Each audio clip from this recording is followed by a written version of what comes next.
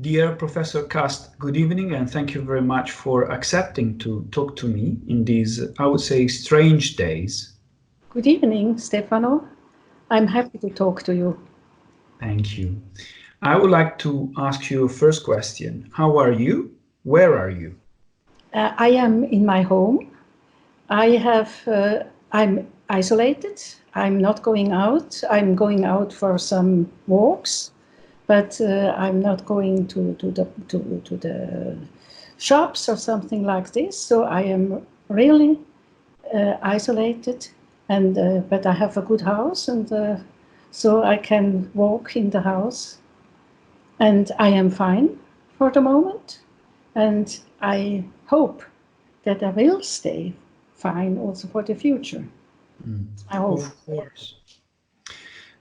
We're both isolated.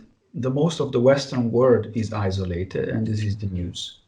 I would like to ask you another question, which you usually ask us when we do supervision, group supervision with you. How do you feel? Yeah, sure. This is a very important question. I have absolutely different feelings. On one part of my psyche, I like it to be at home, everything is cancelled.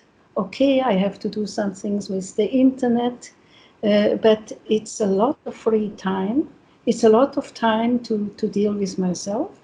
When I think about what is going on in the world, when I think about all my colleagues who have not anymore so many clients because the clients are not coming, or if I see some musicians I know who loses the whole income, and this will be, we don't know how long it is, and when I think on economics, then I feel very, very bad. And then I see it's wonderful spring.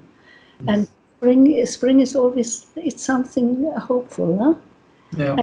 And I think it's so important that we keep in our emotions both sides.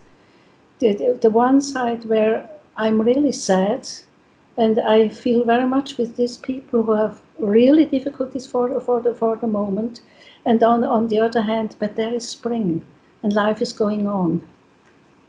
Yes, it's interesting. Spring and life is going on. But psychologically, what is happening psychologically? The virus is spreading. And perhaps many Westerners thought, oh, it's in China, it will not come to us as it didn't come a few years ago. But now it's spreading globally. There is uncertainty. There is denial, big denial. That's why perhaps countries like Italy and Spain, now France, had to enforce the lockdown. There is even fear. How long the lockdown will be? What is the impact of this? Anxiety, panic, but also collective solidarity. Yeah. Well, I think talking about the denial, we have a far-reaching crisis. Yeah. And when people are in crisis, we have three possibilities. One possibility is the denial. It will not be here. The other one is we are full of anxieties. And the third one is after facing anxiety, we accept it. We accept it in a way, we say we don't like it, but we accept it, and we try to make the best out of this situation. The denial, in one way, is normal. If we have a crisis, we don't want to have the crisis, we have to deny. I personally think that with this virus, our anxiety of death is triggered. And usually in our societies, the fear of death is repressed. And now we can't repress it, and so it's emerging. And it's so hard, and it's so impossible for us because we have the idea that we can manage everything. And this small virus tells us no. You believe that you can manage everything, but this is not correct. This is not correct. You can't manage everything, and this makes us very helpless. And again, we try to repress it. But I think this is one part, and what you mentioned is the solidarity, and I'm impressed by the solidarity. I'm even impressed when I go for a walk. Everyone says, hello, how are you? We don't know each other. And we shouldn't even speak to each other because we shouldn't speak on our walks. But it is warm. It is warm. Yeah, I think of the initiative in Italy, even here in Berlin, young people or younger people send messages to people that maybe cannot leave house or elderly people so that you will buy some stuff for the others. Um, you are an expert on crisis intervention. Yeah. Which are the possible scenarios psychologically for us as practitioners, as psychoanalysts? What is our job now? To comfort, to accompany, to survive? What do you think? I think different aspects. What the Italians are doing with this project to help people who are helping others and who are in despair, this is fine. I think we have also, if we are asked, we have also to tell people how we can deal with a crisis. And one aspect of dealing with a crisis is I have to accept that I have a crisis. And if I have a crisis, I am in anxiety, and for this I need the other. I need the contact, not physical, must not necessarily be in physical contact. Physical contact would be better, but we have to see other people. We have to talk to other people about our anxieties. And I think this is what happens. When we are talking about our anxieties, then new ideas are coming up for the question, how can we deal with the crisis, for especially what are my resources? Where am I strong? And the problem of this crisis is now that we don't know how long it will last. This is a huge problem because we are very good in managing crisis when we see it's 4 weeks, it's 6 weeks, but when we don't know how long it will be, but this is the same with some illnesses, then we are not good enough, because then we have to come back to ourselves and ask ourselves, what is now the most important for me in the moment? And one aspect which seems for me to be very important is the imagination.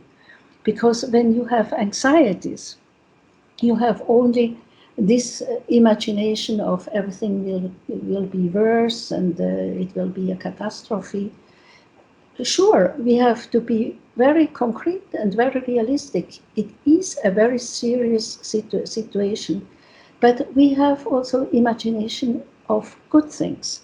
And so some people just start and say, oh, I will be so happy when I again can go where I want, because I think all this idea that we shouldn't leave the house it's very difficult. But then we find out what was important for us. And in our imagination, it's not just I don't have it. In our imagination, we can imagine going away, going to the mountains, going to the lake, going to friends, going to dance. And we know from neuroscience that in the imagination, when we have these imaginations of joy, of inspiration, that this has also an impact on the body.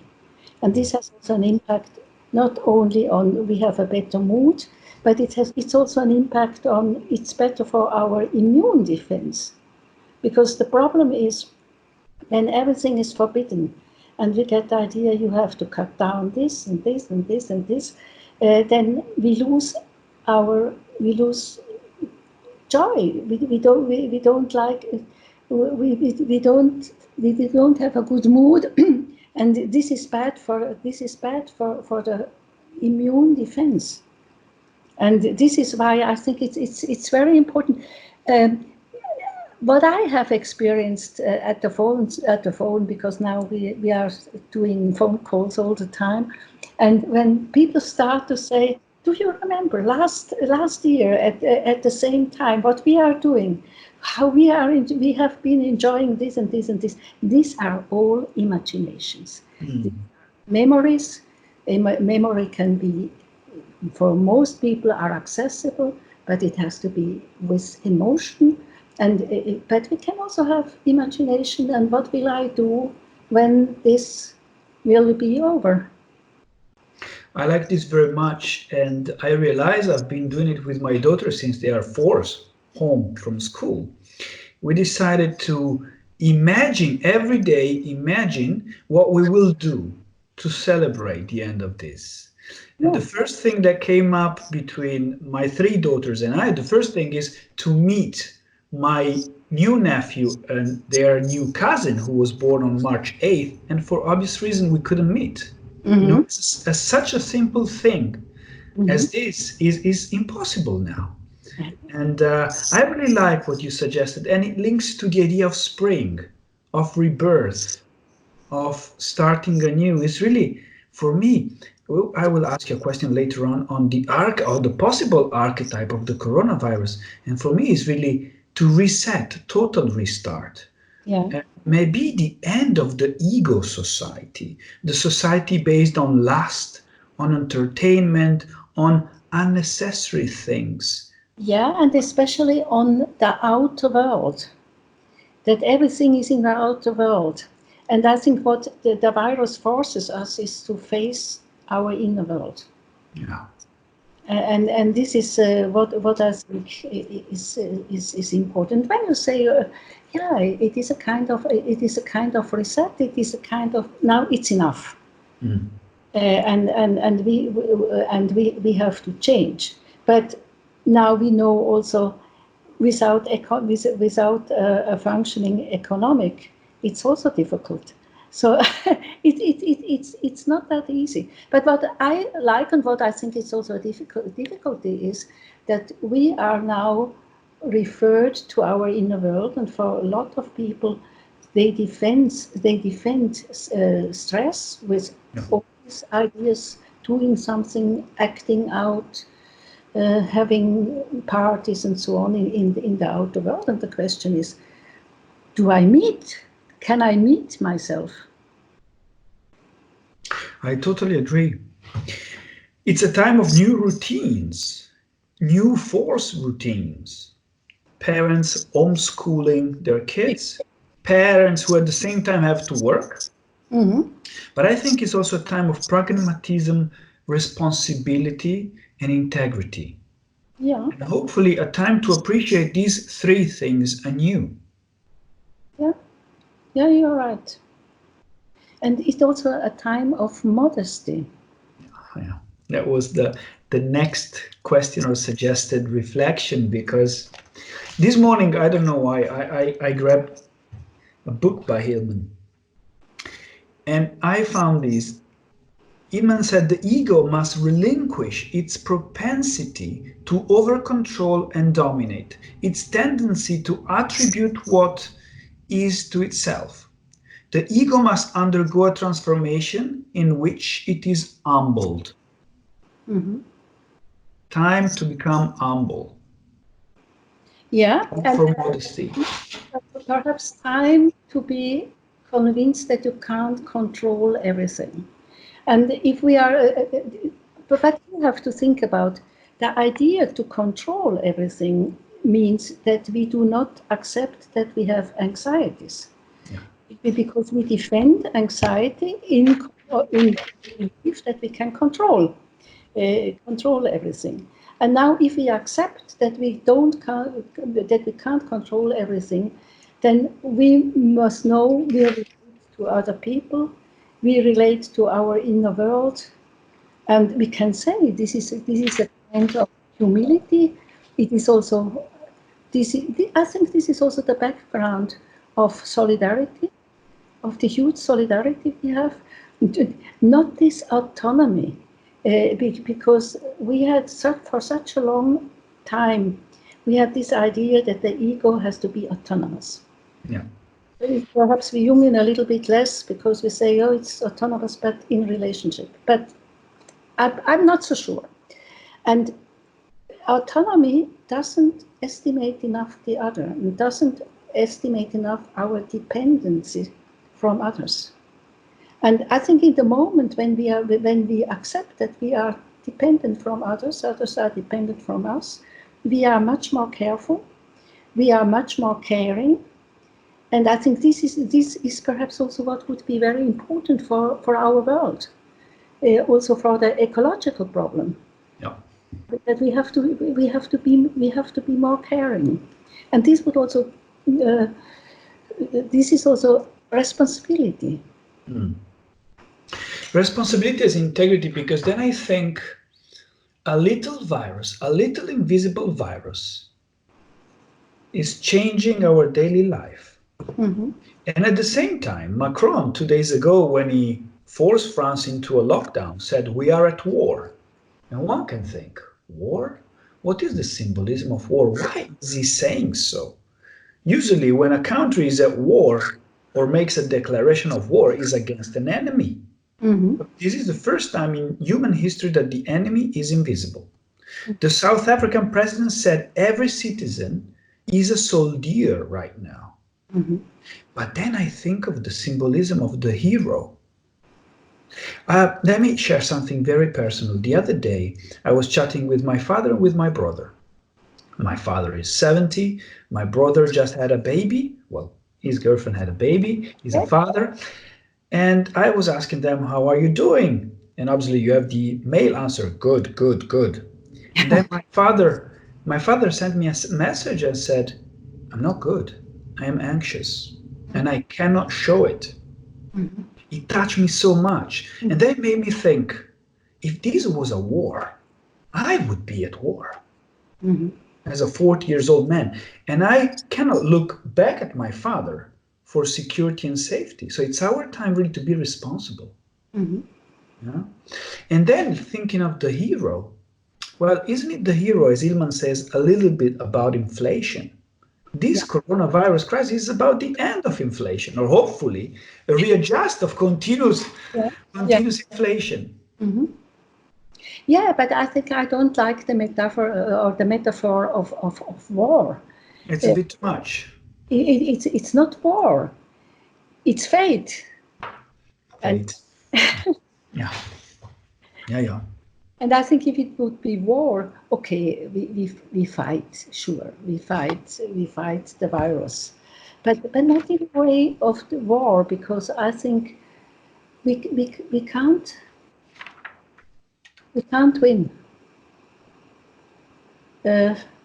We can find perhaps a vaccination.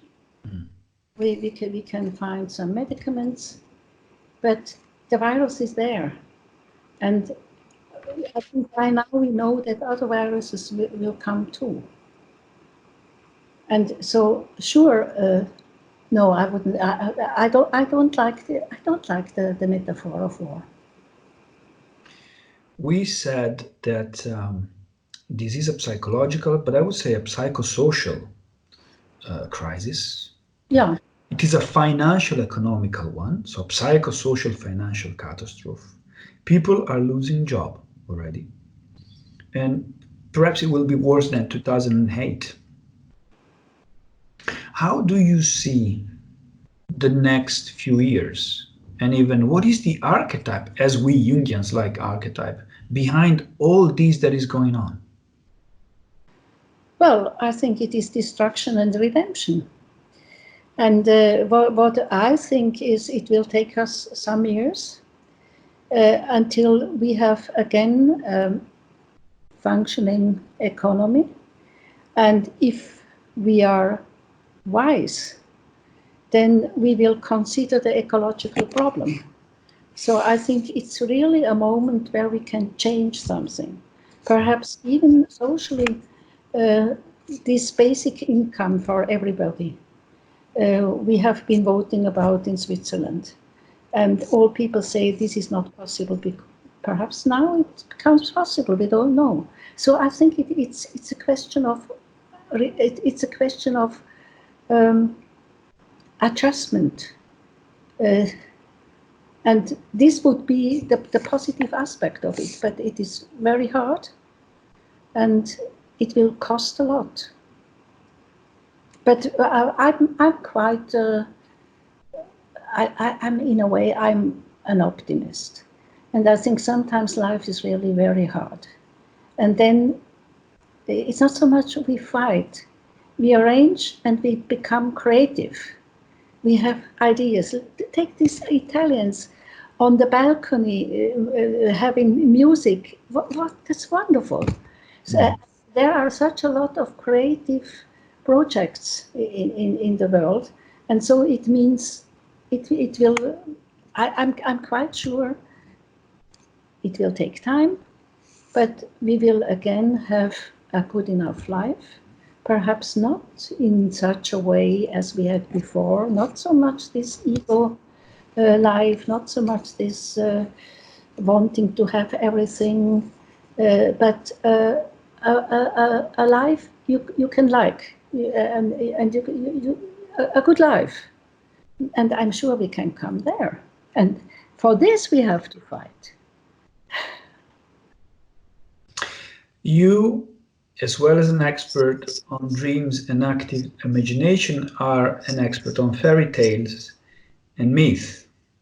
We Jungians like them so much. What comes to your mind? Which myth, which fairy tale? Actually, which myth and which fairy tales could help us to overcome those days? Because even reading fairy tales to our kids or to our partners or just to ourselves, as to read poetry as an act of creativity, could keep us busy, let's say, and wait for the end. Yeah.